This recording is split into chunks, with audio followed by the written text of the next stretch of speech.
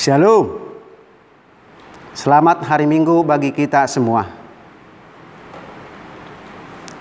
Ibadah Minggu ketiga setelah Trinitatis HKBP Resort Salembaran, Minggu tanggal 28 Juni 2020. Saudara-saudara yang dikasihi Tuhan, hari ini kita berkumpul kembali untuk memuji dan memuliakan Tuhan di minggu ketiga setelah Trinitatis.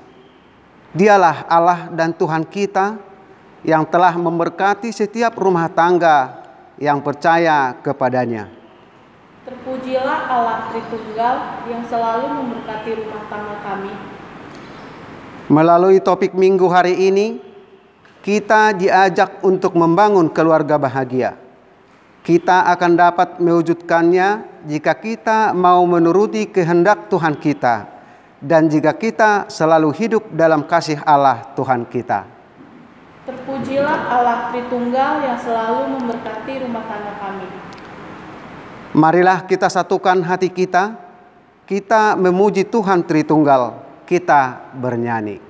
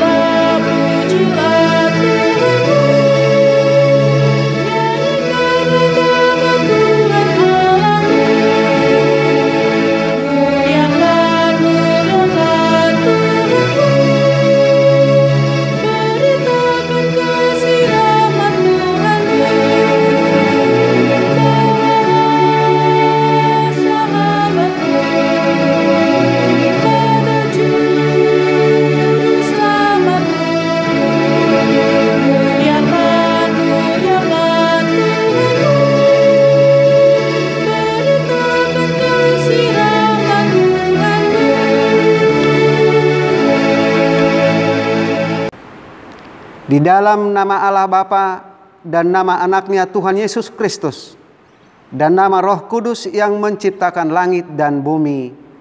Amin. Dari jauh Tuhan menampakkan diri kepadanya. Aku mengasihi engkau dengan kasih kekal. Sebab itu aku melanjutkan kasih setiaku kepadamu. Haleluya.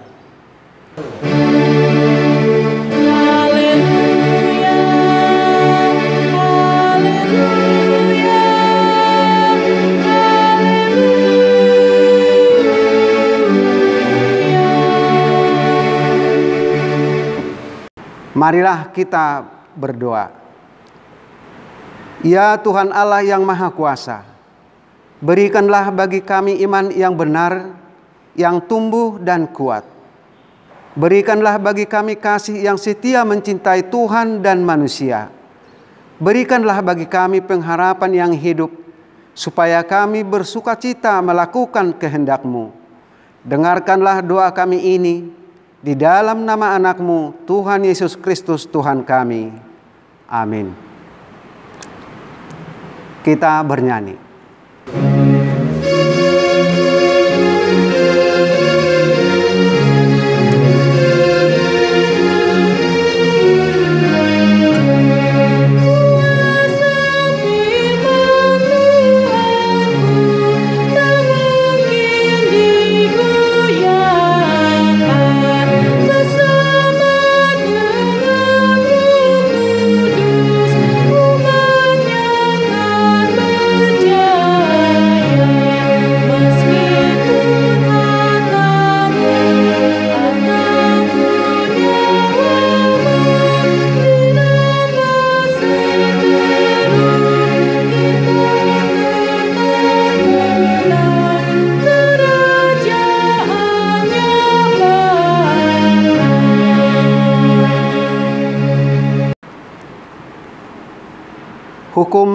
Taurat Tuhan yang ditetapkan untuk kita pada minggu ketiga setelah Trinitatis ini tertulis dalam 1 Petrus 5 ayat 5. Demikian jugalah kamu, hai orang-orang muda, tunduklah kepada orang-orang yang tua, dan kamu semua rendahkanlah dirimu seorang terhadap yang lain, sebab Allah menentang orang yang congkak, tetapi mengasihani orang yang rendah hati.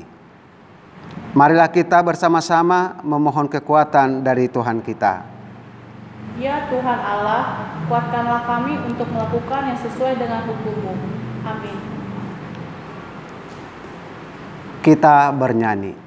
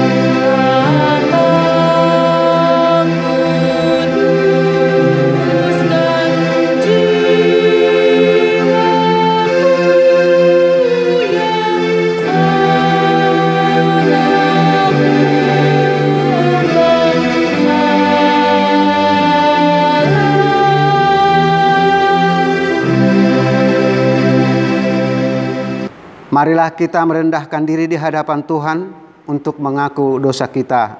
Kita berdoa. Ya Allah Bapa kami yang Maha Kuasa dan Maha Pengasih, kami orang berdosa yang hina ini datang ke hadapan-Mu yang kudus dan mulia, mengaku dan meminta keampunan segala dosa dan kejahatan kami. Kami sering mendukakan Tuhan karena perkataan, pikiran dan perbuatan kami yang tidak benar. Kami tidak mengasihi Engkau dengan segenap hati, dengan segenap kekuatan dan dengan segenap akal budi kami. Dan kami tidak mengasihani sesama manusia seperti diri kami. Kami layak kena murka-Mu dan terkutuk selama-lamanya. Tetapi sekarang kami datang memohon keampunan dosa kami. Tolonglah kami agar kami dapat bertobat dan meninggalkan segala kejahatan kami karena Yesus Kristus anak Allah yang tunggal dan karena nama-Mu yang kudus itu. Ya Allah, kasihanilah kami orang berdosa ini. Amin.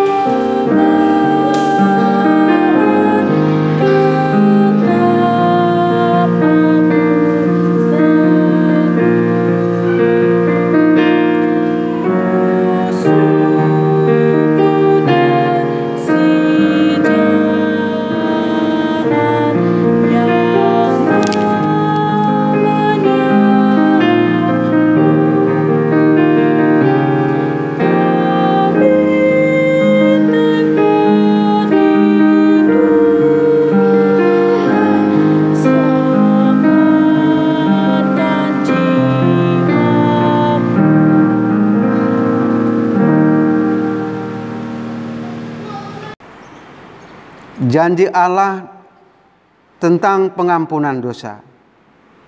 Namun jika seorang berbuat dosa, kita mempunyai seorang pengantara pada Bapa, yaitu Yesus Kristus yang adil, dan Ia adalah pendamaian untuk segala dosa kita, dan bukan untuk dosa kita saja, tetapi juga untuk dosa seluruh dunia. Kemuliaan bagi Allah di tempat yang maha tinggi. Amin. Kita bernyanyi.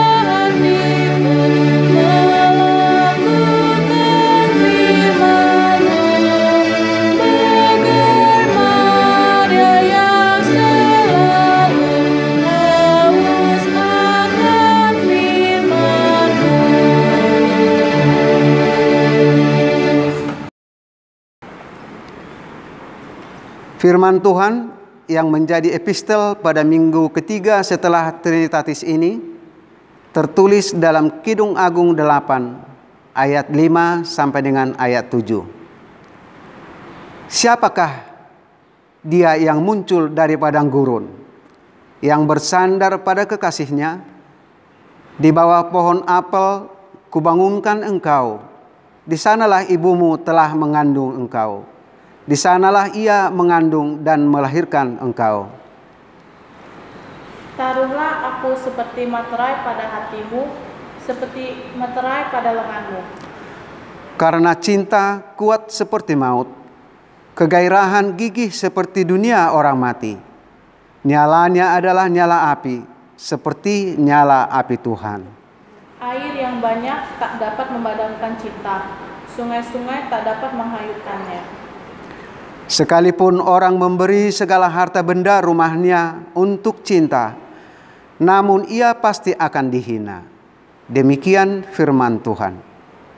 Berbahagialah orang yang mendengar firman Tuhan serta memeliharanya dalam hatinya. Amin. Kita bernyanyi.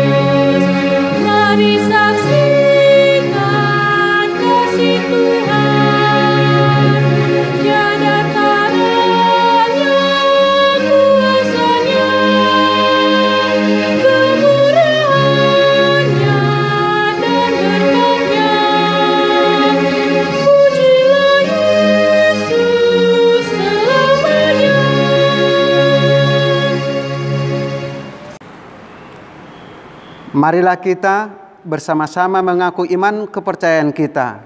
Sebagaimana teman-teman seiman kita di seluruh dunia, kita bersama-sama mengucapkannya. Aku percaya kepada Allah, Bapa yang Maha Kuasa, Khalik langit dan bumi. Aku percaya kepada Yesus Kristus, Anaknya yang tunggal Tuhan kita, yang dikandung daripada Roh Kudus, lahir dari anak darah Maria, yang menderita sengsara di bawah pemerintahan Pontius Pilatus, disalibkan, mati dan dikuburkan, yang turun ke dalam kerajaan maut, pada hari yang ketiga bangkit pula dari antara orang mati, naik ke surga, duduk di sebelah kanan Allah, Bapa yang Maha Kuasa. Dari sana akan datang kelak untuk menghakimi orang yang hidup dan yang mati.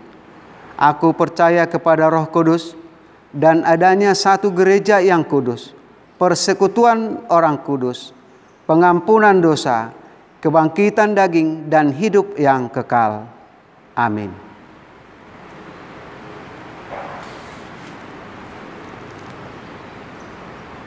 Kita bernyanyi sambil mengumpulkan persembahan 1A, 1B, dan 2.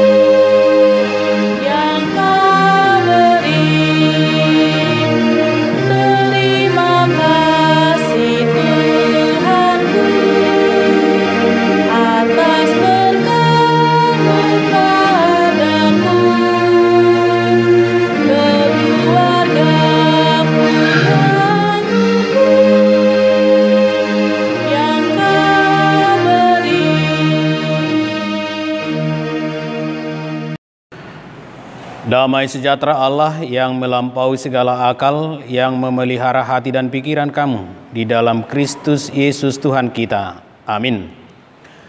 Jemaat yang dikasihi Tuhan, nats khotbah kita pada hari ini tertulis dalam kitab Kolose pasal 3 ayat 18 sampai dengan ayat 21.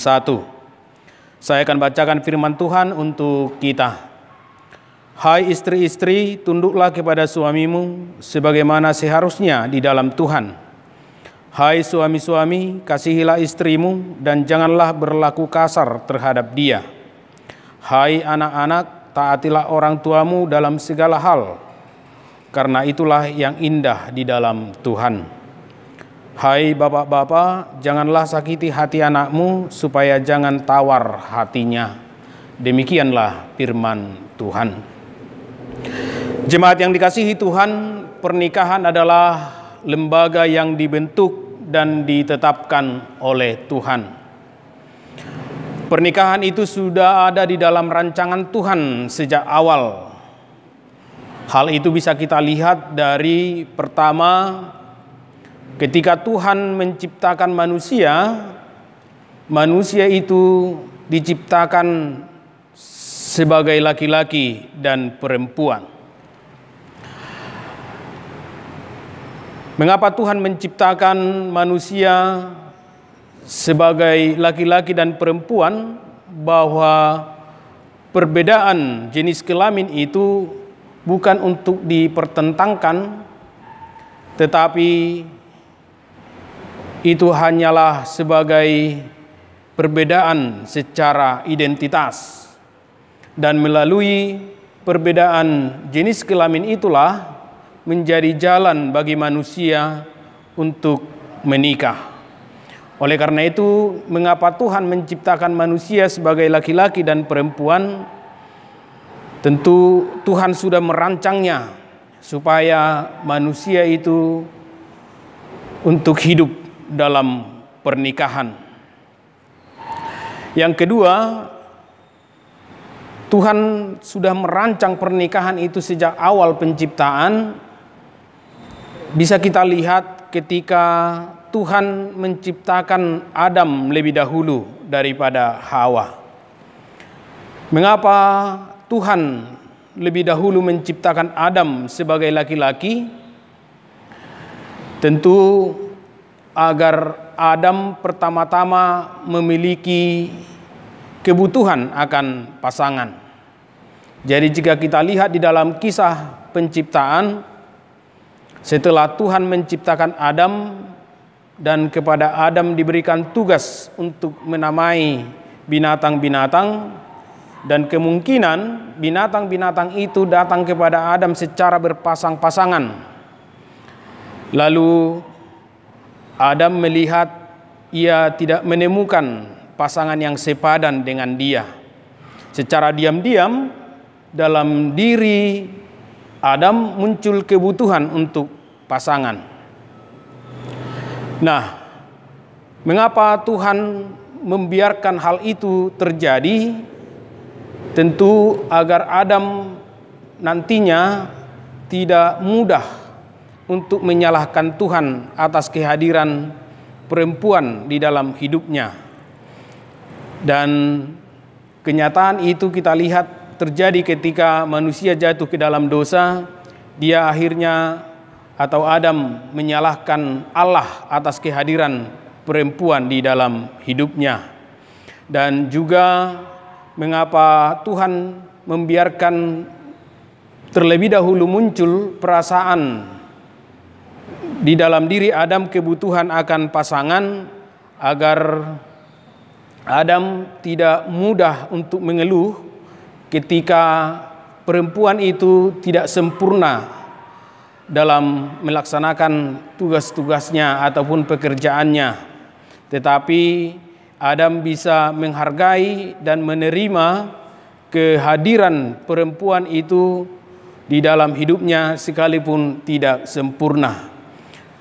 Setelah perasaan itu muncul di dalam diri Adam, barulah Tuhan menciptakan seorang perempuan dengan membuat Adam tidur nyenyak dan mengambil tulang rusuk Adam dan menjadikannya menjadi perempuan dan membawanya kepada Adam. Jadi kita bisa lihat bahwa memang sejak awal pernikahan itu telah dirancang oleh Tuhan di dalam kehidupan kita. Dan Tuhan melihat bahwa pernikahan itu baik, bahwa perbedaan jenis kelamin itu juga adalah baik. Jemaat yang dikasihi Tuhan, karena pernikahan itu adalah lembaga yang dibentuk dan ditetapkan oleh Tuhan, maka kita meyakini di dalam kehidupan berkeluarga bahwa Tuhanlah yang berkuasa di dalam pernikahan atau di dalam keluarga.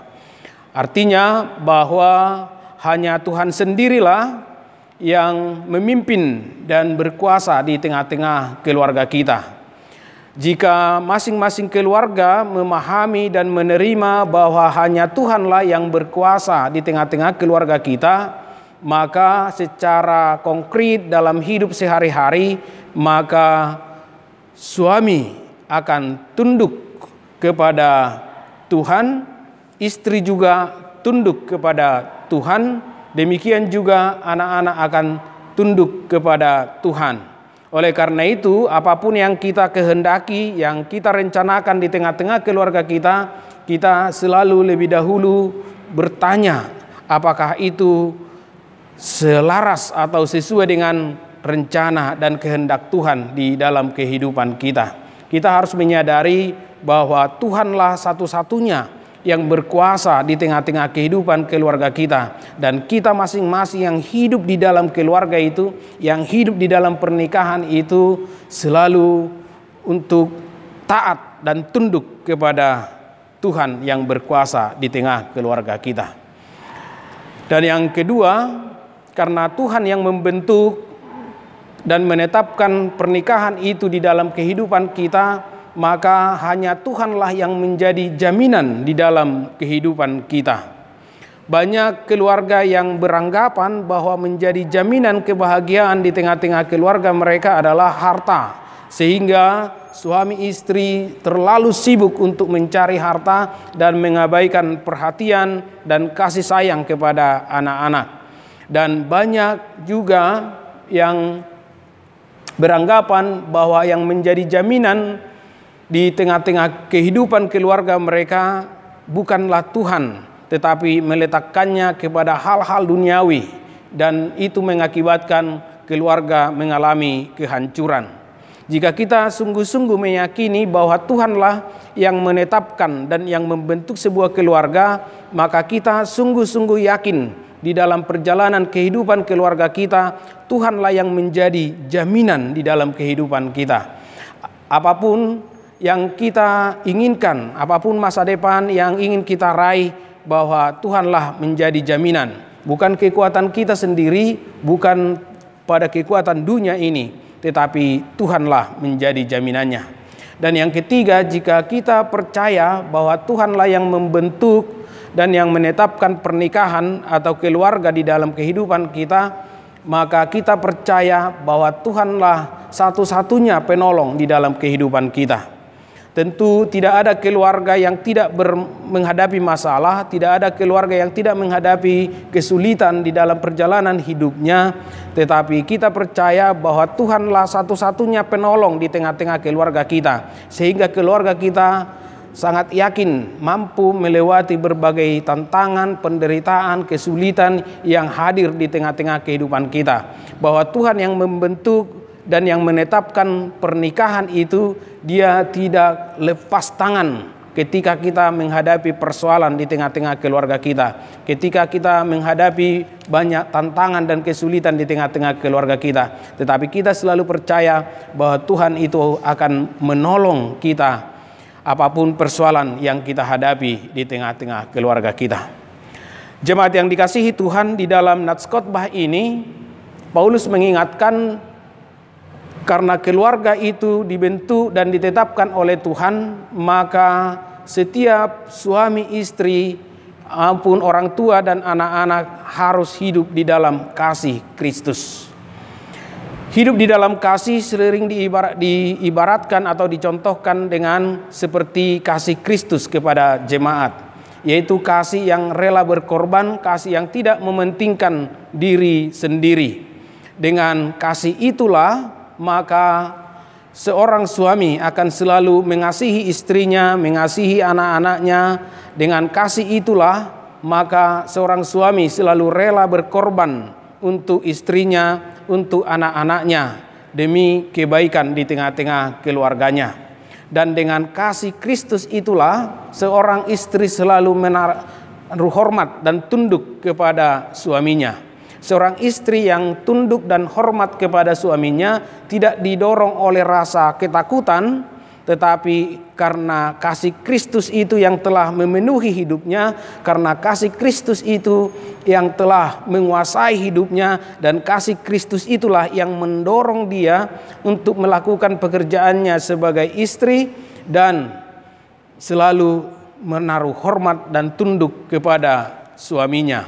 Jadi suami hidup di dalam kasih kepada Kristus, dan kasih itu mendorong dia untuk menghargai istrinya dan memperlakukan istrinya dengan baik. Dan kasih Kristus yang memenuhi hidup seorang istri itu mendorong dia untuk selalu hormat dan tunduk kepada suaminya. Kasih itulah yang memampukan suami istri untuk saling menerima. Karena tidak ada suami istri yang sempurna, tetapi suami istri selalu ada kelemahannya, ada kelebihannya. Dengan kasih Kristus itulah kita bisa menerima kelemahan istri kita, menerima kelemahan suami kita, menerima kelebihan suami kita, menerima kelebihan istri kita. Oleh karena itu, ketika istri jauh lebih hebat secara pendapatan ataupun kedudukan, dia tidak sombong, tetapi dia selalu mampu menunjukkan rasa hormatnya dan kasihnya kepada suaminya.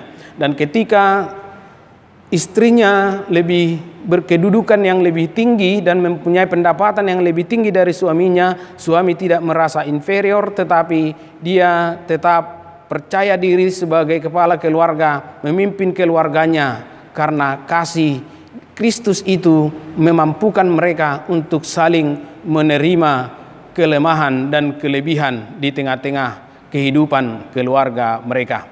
Dengan kasih Kristus itulah suami istri dapat saling menghargai dan menghormati.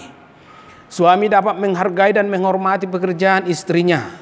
Istri juga dapat menghargai dan menghormati pekerjaan suaminya. Tanpa kasih, rasa hormat dan saling menghargai itu akan hilang. Oleh karena itu Paulus menekankan bahwa suami istri harus hidup di dalam kasih, karena kasih itulah yang memampukan kita untuk saling menerima, saling menghargai dan saling menghormati. Dan melalui kasih Kristus itulah suami istri dapat menyelesaikan konflik yang muncul di tengah-tengah kehidupan berkeluarga mereka tanpa mencari siapa yang salah. Sebab ketika Setiap konflik yang muncul di tengah keluarga selalu dipusatkan untuk mencari siapa yang salah, siapa yang benar, maka itu terkadang tidak menyelesaikan konflik yang muncul di tengah-tengah keluarga. Bahwa konflik yang muncul di tengah-tengah keluarga tidak melulu karena ada yang salah, ada yang benar. Tetapi bisa jadi konflik yang muncul di tengah-tengah keluarga itu karena perbedaan, baik perbedaan pendapat, perbedaan pandangan, ataupun perbedaan sikap dan yang lain-lain. Dan tentu perbedaan-perbedaan itu bukan hal yang dapat kita hindari dalam kehidupan kita berkeluarga sebagai suami istri, karena Tuhan telah menciptakan kita berbeda. Kita tahu bahwa istri itu lebih dominan atau perempuan itu lebih dominan dikuasai oleh otak kanan, dan laki-laki itu lebih dikuasai atau lebih dominan dengan otak kiri. Perbedaan itu tentu memunculkan sudut pandang yang berbeda, memunculkan sikap yang berbeda, dan ketika perbedaan itu bertemu terkadang memunculkan gesekan atau konflik. Jadi ketika konflik muncul di tengah keluarga, kita tidak selalu mencari siapa yang salah, siapa yang benar, dan selalu menempatkan diri kita yang paling benar. Oleh karena itu, melalui kasih Kristus yang hidup di tengah-tengah keluarga, baik dalam kehidupan suami, baik dalam kehidupan istri, maka kasih itu selalu memampukan suami istri untuk menyelesaikan konflik yang muncul di tengah-tengah keluarga tanpa mencari-cari siapa yang salah, tanpa harus membenarkan diri sendiri. Tetapi kita masing-masing menerima sudut pandang ataupun perbedaan pendapat yang ada di tengah-tengah keluarga kita tanpa harus memunculkan konflik yang hebat di tengah-tengah keluarga kita. Jemaat yang dikasihi Tuhan, dengan kasih Kristus itulah orang tua mengasihi dan membesarkan anak-anaknya sesuai dengan kehendak Tuhan. Di dalam nats khotbah kita tadi sangat jelas diingatkan bahwa salah satu tugas orang tua kepada anak-anaknya adalah memberikan semangat kepada anak-anaknya untuk melakukan hal-hal yang baik. Di dalam nats khotbah kita dikatakan, hai bapak-bapak, jangan sakiti hati anakmu supaya jangan tawar hatinya. Jadi kasih yang hidup di tengah-tengah keluarga secara khusus dalam orang tua, maka dengan kasih itulah orang tua mampu membesarkan dan mendidik anak-anaknya, memberikan mereka semangat dan membesarkan anak-anaknya agar menjadi anak-anak yang selalu cinta akan firman Tuhan, cinta untuk beribadah kepada Tuhan, dan mencintai Tuhan di dalam hidupnya. Oleh karena itu, ketika orang tua ingin dihormati oleh anak-anak, maka itu sangat tergantung kepada bagaimana hubungan suami istri dapat berjalan dengan harmonis. Ketika suami istri tidak harmonis, mereka tidak selalu hidup secara rukun, maka rasa hormat anak kepada orang tua akan hilang. Jadi syarat utama agar anak-anak dapat menghormati dan mengasihi orang tuanya adalah suami istri yang hidup secara rukun, secara mesra, dapat saling mengasihi. Itu akan melahirkan sikap rasa hormat dari anak-anak. Jemaat yang dikasihi Tuhan, melalui orang tua, anak-anak dapat mengenal Tuhan Allah Bapa di dalam kehidupannya. Kita bisa mengingat bagaimana kisah Martin Luther yang sangat menentang ketika doa Bapa kami diucapkan. Dia tidak dapat memahami dan menerima bahwa Allah itu sebagai Bapa. Mengapa? Karena dia melihat sosok Bapa di tengah-tengah keluarganya bukanlah sosok Bapa yang mengasihi, sosok Bapa yang memberi perhatian, sosok Bapa yang memberi semangat, tetapi sosok ayah yang jahat. Sehingga ketika Martin Luther setiap mengucapkan doa Bapa kami, selalu muncul pergumulan batin di dalam hidupnya. Dia tidak dapat menerima dan memahami Allah itu sebagai Bapa. Jadi melalui figur ayah secara khusus, anak-anak dapat mengenal Allah sebagai Bapa di dalam hidupnya. Oleh karena itu, figur ayah itu sangat unik. Kita bisa mendengar bagaimana sosok ayah itu sangat unik dalam sebuah cerita ketika Tuhan menciptakan seorang ayah. Dalam ilustrasi itu dikatakan seperti ini.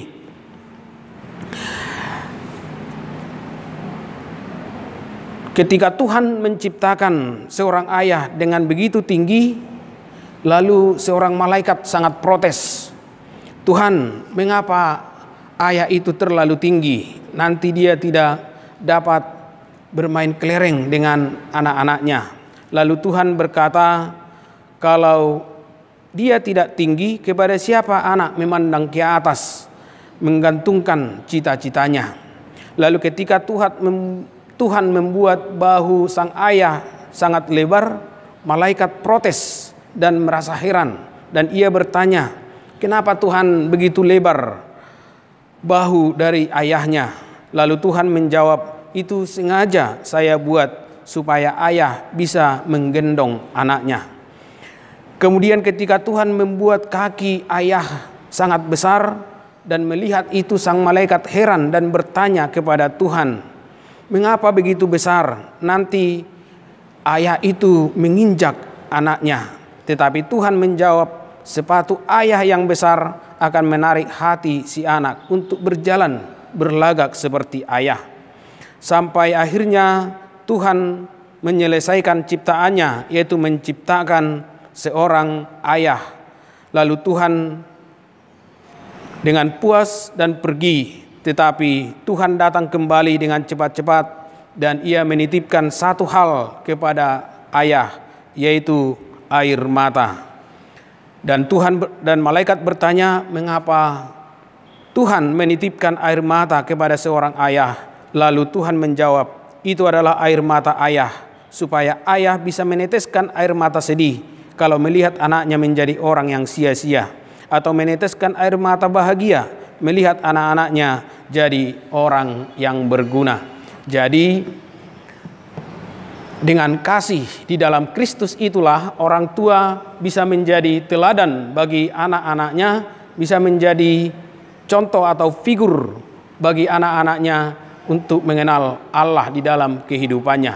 Oleh karena itu, orang tua yang hidup di dalam kasih, dia akan selalu inspirasi bagi anak-anaknya akan melakukan masa depan.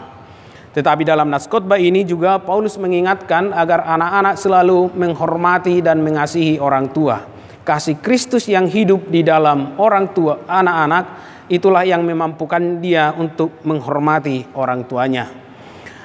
Menghormati orang tua itu artinya mendengarkan apa yang dinasihatkan oleh orang tua. Menghormati orang tua tidak hanya mendengar apa yang dinasihatkan oleh orang tua, tetapi juga melakukan apa yang dinasihatkan oleh orang tua. Bisa jadi anak-anak memiliki pengetahuan atau ilmu yang lebih tinggi dari orang tua, tetapi orang tua memberikan nasihat kepada anak-anaknya tidak selalu berdasarkan ilmu pengetahuan, tetapi berdasarkan pengalamannya. Karena pengalamanlah guru yang terbaik. Dari belajar dari pengalaman itulah orang tua sering memberikan nasihat kepada anak-anak. Dan anak-anak yang mengasihi orang tua tentu dia mendengar dan melakukan apa yang dinasihatkan oleh orang tuanya. Dengan demikian, jika keluarga itu hidup di dalam kasih, maka suami istri dapat saling menerima, saling menghargai, saling mengasihi, dan demikian juga orang tua dapat mengasihi anak-anaknya, membesarkannya seturut dengan rencana dan kehendak Tuhan, dan demikian juga anak-anak yang hidup di dalam kasih selalu hormat dan taat kepada orang tuanya. Amin. Kita berdoa. Allah Bapa yang kami sembah dan yang kami muliakan di dalam nama Yesus Kristus, terima kasih Tuhan atas segala anugerah dan kebaikan yang Tuhan berikan kepada kami. Terima kasih Tuhan karena Tuhanlah yang telah membentuk dan menetapkan keluarga kami masing-masing. Anugerahkanlah damai sejahtera bagi keluarga kami masing-masing, dan berkatilah keluarga yang telah Tuhan tetapkan dan yang telah Tuhan bentuk, sehingga menjadi keluarga yang berjalan sesuai dengan rencana dan kehendak Tuhan. Berkatilah Tuhan setiap orang tua agar mereka dapat membimbing anak-anak yang Tuhan titipkan kepada mereka, agar mereka menjadi teladan bagi anak-anaknya dalam iman, di dalam kasih, dan di dalam perbuatan yang baik dalam kehidupan sehari-hari. Berkati jugalah Tuhan setiap anak-anak, biarkanlah mereka Tuhan bertumbuh di dalam iman dan pengharapan di dalam Yesus Kristus, agar mereka Tuhan semakin bertumbuh menjadi sukacita bagi orang tua, sukacita bagi gereja, sukacita bagi negara dan bangsa kami. Dan ampunilah kami Tuhan atas segala dosa-dosa yang kami lakukan. Hanya di dalam nama Yesus Kristus kami berdoa dan bersyukur. Amin. Kita mengumpulkan persembahan sambil bernyanyi.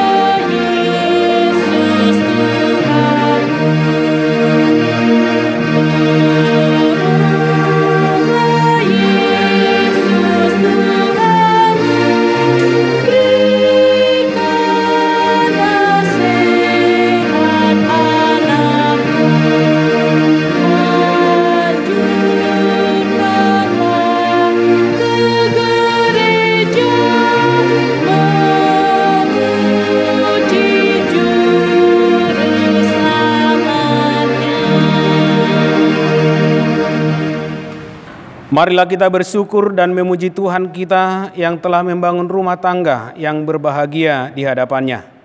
Dialah yang telah memberikan kasih-Nya kepada keluarga Kristen sehingga ada kasih yang kekal dalam setiap keluarga. Kami memuji Engkau, ya Tuhan Allah, kami yang telah membangun keluarga kami untuk saling mengasihi selama hidup kami. Dengan keyakinan dan pengharapan yang teguh kepada Tuhan Allah yang telah membangun keluarga yang berbahagia, marilah setiap rumah tangga Kristen selalu hidup dalam kasih, juga saling menguatkan untuk menjalani tatanan kehidupan yang baru atau new normal life. Berdamai dengan COVID-19, Tuhanlah yang telah mempersatukan kita, kiranya kita akan selalu dituntun memasuki tatanan kehidupan yang baru ini. Marilah melakukan yang sesuai dengan firman-Nya, agar kita selalu berdamai dalam keluarga kita masing-masing dan menjadi keluarga yang berbahagia. Yesus pimpinlah dan lindungilah kami semua murid-Mu yang telah ditebus dalam-Mu. Tuntunlah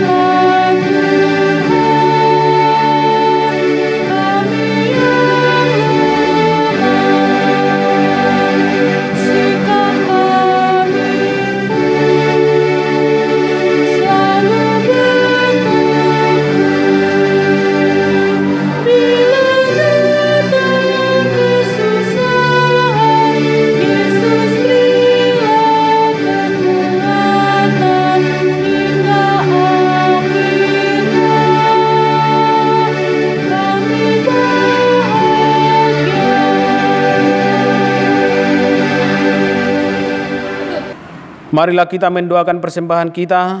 Ya Allah Bapa kami yang di sorga, kami mengaku bahwa Tuhan adalah sumber dari segala karunia yang melimpah dalam kehidupan kami masing-masing. Sebahagian daripada karunia itu kami serahkan kembali sebagai persembahan kepada Tuhan.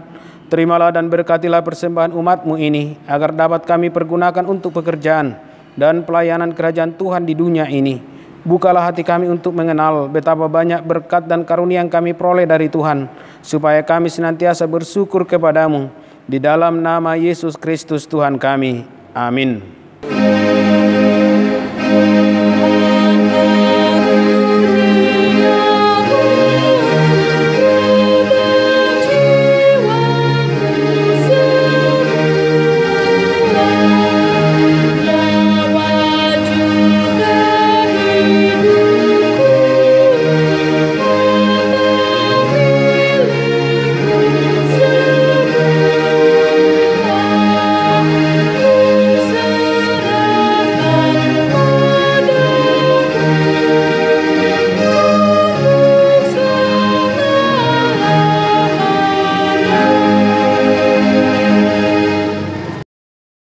Bapa kami yang di sorga, dikuduskanlah namamu, datanglah kerajaanmu, jadilah kehendakmu di bumi seperti di sorga. Berikanlah kami pada hari ini makanan kami yang secukupnya, dan ampunilah kami akan kesalahan kami, seperti kami juga telah mengampuni orang yang bersalah kepada kami. Dan janganlah membawa kami ke dalam pencobaan, tetapi lepaskanlah kami daripada yang jahat.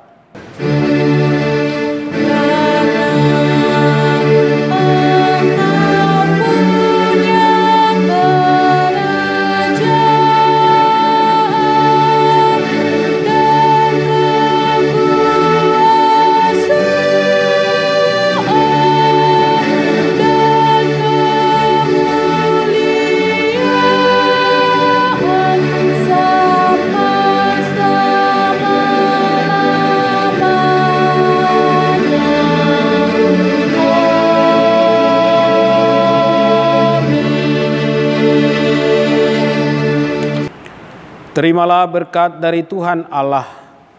Tuhan memberkati dan melindungi engkau. Tuhan menyinari engkau dengan wajah-Nya dan memberi engkau kasih karunia. Tuhan menghadapkan wajah-Nya kepadamu dan memberi engkau damai sejahtera.